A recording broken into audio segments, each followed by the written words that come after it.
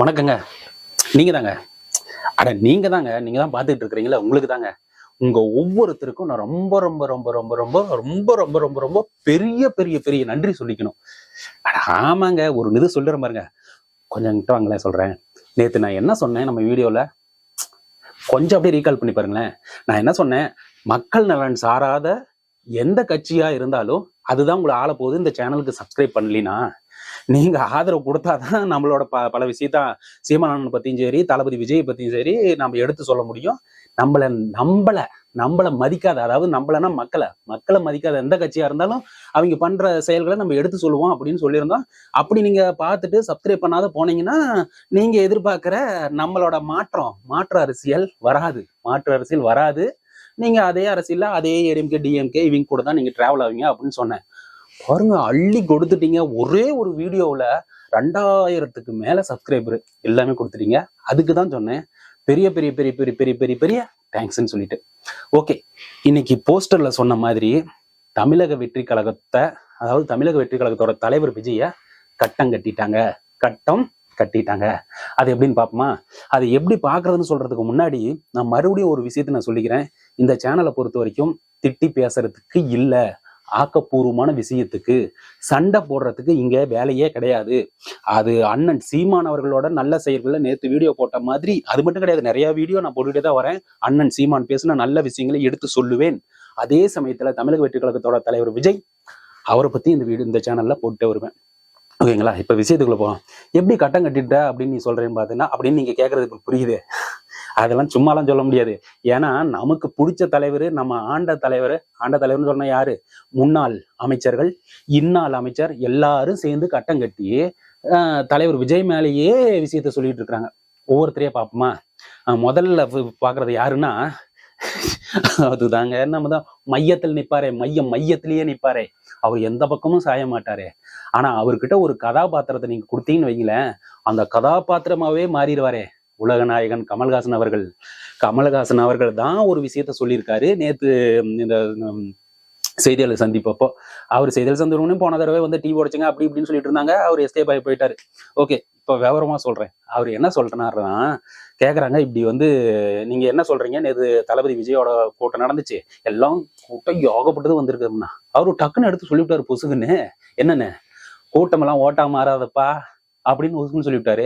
அது அந்த காலத்துல இருந்து இந்த காலத்து வரைக்கும் அதெல்லாம் ஓட்டா மாறாத. ஆனா ஒண்ணுங்க, நான் ஏற்கனவே சொன்ன மாதிரி அவரு வந்து ஏத்துக்கிட்ட கதாபாத்திரத்தை கச்சிதமா முடிச்சு வைப்பாரு. இப்போ வந்து ஏத்துக்கிட்ட கதாபாத்திரம் எங்க திராவிட முன்னேற்ற கழகத்துல அவர் இருக்காரு. அவர் இருக்கும்போது அங்க என்னென்ன கதாபாத்திரங்கள் கொடுத்தாங்களோ அந்த கதாபாத்திரத்துக்கு ஏற்ற மாதிரி மாறிக்கிட்டே வராரு. முழு சந்திரமுகியாவே மாறிக்கிட்டு வராருன்னா பாத்துங்களேன். இதுக்கு முன்னாடி தம்பி விஜய் அப்படி இப்படின்னு சொல்லிட்டு வந்தாரு. இப்ப எல்லாம் மாறி போயிட்டு நேரா விஜய்ன்னு சொல்லிட்டு அந்த உறவு முறையை முறிச்சுக்கிட்டு நேரா விஷயத்துக்கு சொல்லிட்டாரு. தம்பி, கூட்டம்லாம் ஓட்டா மாறாதுப்பா, பார்த்துருப்பா அப்படின்னு சொல்றாருன்னா பாத்துங்களேன்.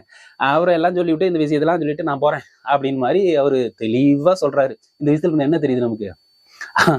அந்த அவர்கிட்ட சொன்ன விஷயங்கள், அவருக்கான எழுதி கொடுத்த ஸ்கிரிப்ட் எல்லாமே பக்காவா எக்ஸிக்யூட் பண்றாரு. அவர் அந்த கதாபாத்திரமாவே மாறிட்டாரு அப்படிங்கிறது தான் இந்த விஷயம். ஓகே, அடுத்தது இன்னொரு தலைவர் சொல்றதுக்கு முன்னாடி, அங்க நம்ம திருவாரூர்ல வந்து தளபதி விஜய் பேசினார்ல, விஜய் பேசும்போது ஒரு ராட்சத கிரேன் மூலியமா கொண்டு வந்தாங்கல்ல மலர் மாலை அவருக்கு போடுறதுக்கு, அது மக்களுக்கு அச்சுறுத்தும் வகையில், மக்களுக்கு பாதுகாப்பற்ற நிலையில் அது விபத்து ஏற்படுத்தும். அது உண்மைதான், அது இல்லைன்னா சொல்ல முடியாது.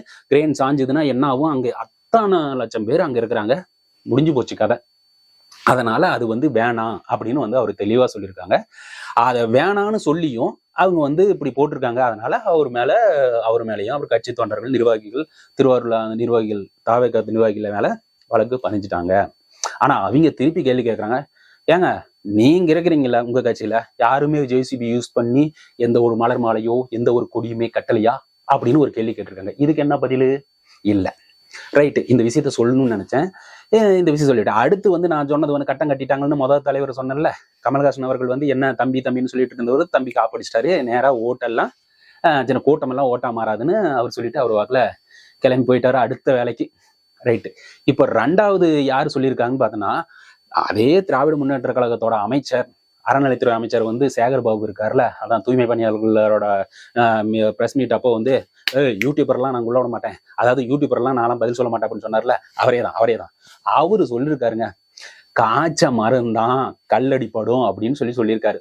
திமுக எவ்வளவு பெரிய ஒரு கட்டமைப்பு கொண்ட கட்சி, இந்த கட்சி மேல எல்லாம் கல்லெடுத்து எறிறாங்க அப்படின்னா என்னது, இது காய்ச்ச மரம், பெரிய ஆலமரம். இந்த ஆலமரத்துல நீங்க கல்லெடுத்து எரிஞ்சிங்கன்னா கண்டிப்பா அது வந்து உங்களை தான் பாதிக்குமே ஒழிய, வேணும்னா நீங்க வந்து கல்லெடுத்து எரிஞ்சு அதில் இருக்கிற பழத்தை நீங்க எடுத்துட்டு போங்க அப்படின்னு சொல்றாங்க. இந்த விஷயத்தை நீங்க நல்லாவே யோசிச்சு பார்த்தீங்கன்னா என்ன விஷயம் தெரியுது, அவர் காய்ச்ச மரம்னு சொல்றாங்கல்ல, நான் அங்க வந்து திராவிட முன்னேற்ற கழகத்தை பத்தியே கொஞ்சம் கூட நினைக்கலைங்க. அவர் சொல்ல வந்ததெல்லாம் என்னோட இமேஜினேஷன் தமிழக வெற்றி கழகத்தோட. ஏன்னா எல்லாரும் கல்லெடுத்து எறிகிறது தமிழக வெற்றி கழகத்தோட தலைவர் விஜய் மேலதான் கல்லெடுத்து எறிகிறாங்க. இப்ப மீடியா ஃபுல்லா சின்ன யூடியூப்ல இருந்து, நம்மள மாதிரி சின்ன யூடியூப்ல இருந்து மெயின் ஸ்ட்ரீம் வரைக்கும் தமிழக வெற்றி கழகத்தோட தலைவர் விஜயோட ஒரு நியூஸ் இல்லாம அந்த டேவே முடியல. காரணம் அது காய்ச்ச மரமா ஆகி போச்சு, அது கல்லெடுத்து அவர் மறைமுகமா சொல்லியிருக்காருன்னு தான் நான் புரிஞ்சுக்கிறேன். அதுக்கு அடுத்தது நேரம் எங்க போனோம்னா, துரை வைகோ அப்படின்னு சொல்லி இருக்காருல்ல, நம்மளோட மறுமலர்ச்சி திராவிட முன்னேற்ற கழகம், மறுமலர்ச்சி திமுக, அந்த கட்சியோட இப்ப வந்து வைகோவுக்கு பதிலா இவர் மகன் வந்து பொறுப்பேற்றுக்கிட்டார்ல, அவர் என்ன சொல்றாருன்னா, தமிழக வெற்றி கழகத்தோட விஜய் வந்து அங்க பேசும்போது இவர் வெளிநாடுல முதலீடா இல்ல வெளிநாட்டில் முதலீடா அப்படின்னு ஒரு ஸ்டேட்மெண்ட் கொடுத்தாரு. அதனோட அர்த்தம் உங்களுக்கு நல்லாவே தெரியும்.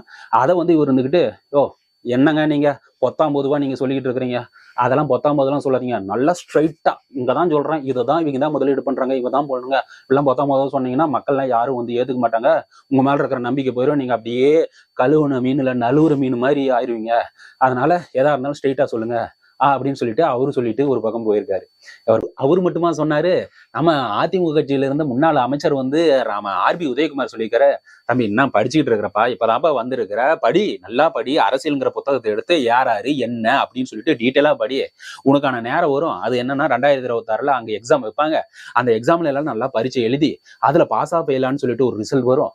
அந்த ரிசல்ட்டுக்கு அப்புறம் வேணா நீ பாஸா இல்ல பெயிலா அப்படிங்கிறது வந்து தெரிய வந்துடும். அந்த வச்சுக்கிட்டு வேணா நாங்க பாஸா இருந்தா வேணா நாங்க கேள்வி கேட்கறோம், நீ பதில் சொல்லலாம். அதுக்கப்புறம் உங்களோட ஓட் பேங்க் எவ்வளவு இன்க்ரீஸ் ஆகுது, எவ்வளவு குறைஞ்சிருக்கு, இல்ல ஓட் பேங்கே இல்லையா, இது மாதிரி விஷயங்கள்லாம் தெரிஞ்சதுக்கு அப்புறம் வேணா நாம மல்லு கட்டலாம், நீங்க யாரு நான் யாரு அப்படின்னு சொல்லிட்டு அவரு தெளிவாவே ஒரு விஷயத்த சொல்லிட்டு போயிருக்காங்க. பரீட்சை எழுதுப்பா, நீ பரீட்சை எழுதுற ஆளு, நீ பரீட்சை எழுதுற ஸ்டூடெண்ட் அப்படின்னு சொல்லிட்டு அவரு ஒரு பக்கம் சொல்லிட்டு இருக்காரு. இவர் சொன்ன சும்மா இருப்பாங்களா?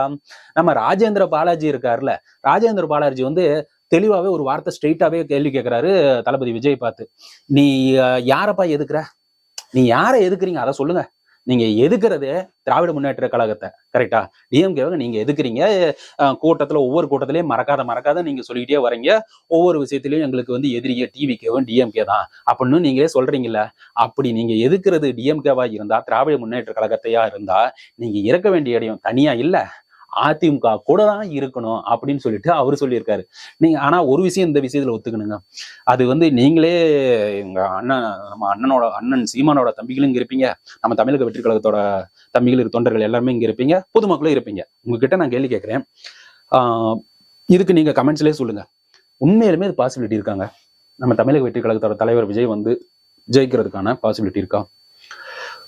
நம்ம தொண்டர்களா இல்ல ஒரு ரசிகரா இல்ல எப்படி வேணாலும் யோசிச்சுங்க.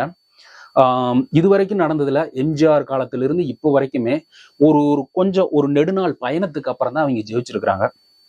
அது சும்மாலாம் ஜெயிச்சிட முடியாது அப்படிங்கிறது வரலாறு சொல்லிட்டு வருது. அதனால இது வரலாறும் மாறி இருக்குது மீன்ஸ் மாற்றக்கூடிய சக்தி நம்ம கிட்ட இருக்குது. அதை வந்து மக்கள் தான் ஒவ்வொருத்தரும் சிந்திக்கணும். ஒவ்வொரு பொதுக்கூட்டத்திலேயே அவர் சொல்லிட்டு இருக்கும்போது ஃபுல் க்ரௌடாவே இருக்கு, ஆனா அதெல்லாம் ஓட்டா மாறுமா அப்படின்னு கமல்ஹாசன் அவர்கள் சொன்ன மாதிரி அது எல்லாம் ஓட்டா மாறுமா அப்படிங்கிறது தெரியல. ஒருவேளை ஓட்டா மாறுனா அதுதாங்க புரட்சி. அது ஏன் இந்த தமிழ்நாட்டிலையும் சரி, இந்த இந்தியாவிலேயும் சரி, உலகமே மாறிக்கிட்டு வர்ற சூழ்நிலையில அரசியல் பண்ற விதமே தளபதி விஜய் மாறிட்டாரு.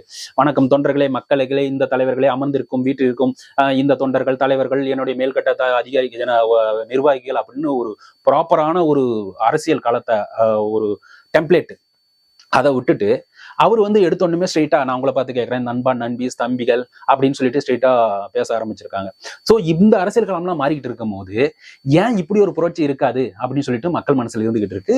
என்னோட மனசுலயும் கொஞ்சம் அப்படி லைட்டா இருக்குது. அதனால ஜெயிக்கிறதுக்கு வாய்ப்பும் இருக்கு. ஸோ இது மட்டும் கிடையாது, இது கேட்டதுக்கு அப்புறம் வானதி சீனிவாசன் அவர்களும் ஒரு விஷயத்தை கேட்டிருக்காங்க. அவங்க என்ன கேட்டிருக்காங்கன்னா, கட்சி தொண்டர்கள் எப்படி கட்சி தொண்டர்களை சாரி அரசியல் உங்களோட ரசிகர்களை கட்சி தொண்டர்களா மாத்துங்க அப்படின்னு ஒரு ஸ்டேட்மெண்ட் கொடுத்திருக்காரு. இது எவ்வளவு ஒரு நல்ல விஷயமா இருக்குது. உண்மையிலேயே அவங்க எப்பயும் ஒரு கடுமையான சொல்ல பயன்படுத்தாத ஒரு அரசியல் தலைவர்ல வாடனி சீனிவாசனும் ஒருத்தங்க. அவங்க சொல்றாங்க, இப்படி நீங்க கட்சி எல்லாமே ரசிகர்களாவே இருக்கிறாங்க, மரத்துல ஏறிக்கிறாங்க, இங்க குதிக்கிறாங்க, அங்க குதிக்கிறாங்க, கரண்ட் கம்பத்து மேல ஏறிக்கிறாங்க. ஸோ அவங்க எல்லாத்தையுமே ஒரு ஒழுங்குபடுத்தி அவங்க ஃபுல்லா கட்சி தொண்டர்கள் மாதிரி மாத்துங்க, அப்புறம் பேசலாம் அப்படின்னு சொல்லியிருக்கிறாங்க. அடுத்து தமிழிசை சவுந்தரராஜன் இன்னொரு ஸ்டேட்மெண்ட் சொல்லிக்கிறாங்க. ஏவா, எழுதி கொடுக்குற ஸ்கிரிப்ட் தளபதி விஜய்க்கு நல்லா தான் எழுதி கொடுங்களேன், என்ன எழுதி கொடுத்தா அவர் ஒண்ணு படிக்கிறாரு, அங்க மண் அரிப்புனா மீன் அரிப்பு அப்படின்னு சொல்லிட்டு இருக்காருங்க. ஸ்கிரிப்ட் கொண்டாங்க, நாங்க ரீரைட் பண்ணி சூப்பரா எழுதி தரோம், அதுக்கப்புறம் அவர் பேசிட்டோம். அதுக்கப்புறம் தான் அவங்க பாஜக ஆட்சியை பத்தி விமர்சிக்கிட்டோம் அப்படின்னு சொல்லிட்டு ஒரு பக்கம் தெளிவா சொல்லிட்டு இருக்காங்க. ஸோ இப்ப எல்லா விஷயத்தையுமே இப்படி எல்லாம் ஒன்னொன்னா எடுத்து பார்க்கும் போது பாத்தீங்கன்னா என்ன தெரியுது, எல்லாமே சுத்தியும் தமிழக வெற்றி கழக தலைவரோட விஜய் அவர்களை கட்டம் கட்டிட்டாங்க அப்படிங்கிறது மட்டும் தான் தெரியுது. இன்னொரு விஷயத்த சொல்றேன். அம்மையார் ஜெயலலிதா அவர்கள் ஆட்சி நடத்திக்கிட்டு இருக்கும் போது இப்ப இருக்கிற முதலமைச்சர் ஸ்டாலின் அவர்களை கொஞ்சம் கூட அவர் பதில் சொல்ல மாட்டாங்க. அவங்கள பத்தி ஸ்டாலின் அவர்கள் கருத்து ஒண்ணு வச்சா அம்மையார் ஜெயலலிதா அவர்கள் மேல ஒரு கருத்து வச்சா ஜெயலலிதா அவர்கள் திருப்பி பதில் கருத்து சொல்ல மாட்டாங்க. ஏன்னா இவங்க பொறுத்த வரைக்கும் முதல் கட்ட தலைவர் யாரோ அந்த கட்சியில அவங்களோட முதற்கட்ட தலைவரை கூட தான் மோதுவாங்க, மற்ற யாரு கூடமே அவங்க மோதுறதா இல்லை. ஏன்னா அவங்களோட கருத்துக்கள் அப்படிதான் இருந்துகிட்டு இருந்தது. நமக்கான ஈக்குவல் ஸ்டேட்டஸ் யார் இருக்காங்களோ அவங்க கூட தான் மோதணும் அப்படிங்கிற ஒரு பாங்கு அப்ப நடந்துகிட்டு இருந்தது.